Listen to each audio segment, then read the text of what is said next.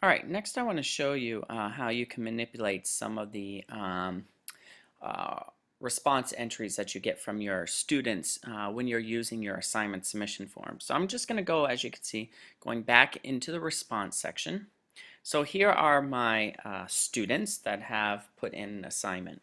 Now you can imagine once you get a lot of entries, this is going to be very overwhelming. I mean, the spreadsheet is just going to be filled with entries. So here you'll see that I have 3 students who've entered a project 1 with the links to them, and then I have 3 students who've entered in their project or submitted their project 2.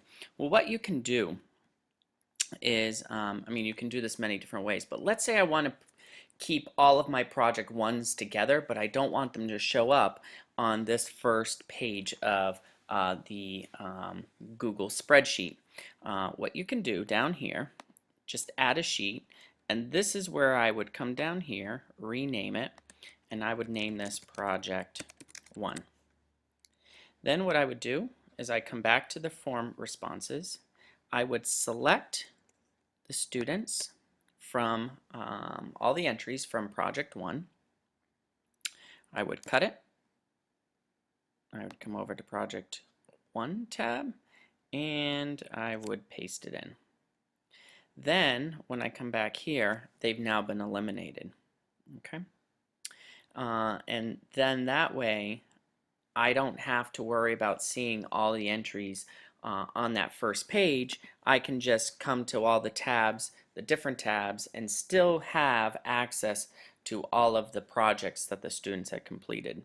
Again, if I wanted to do another one, I just do a plus sign. I would call this,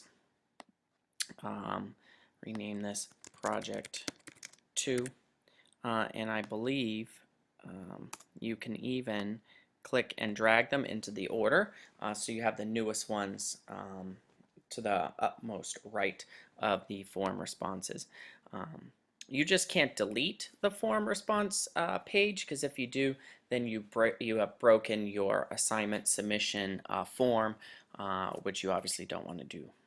So that's how you can manipulate your response spreadsheet with all of the assignments that students have submitted.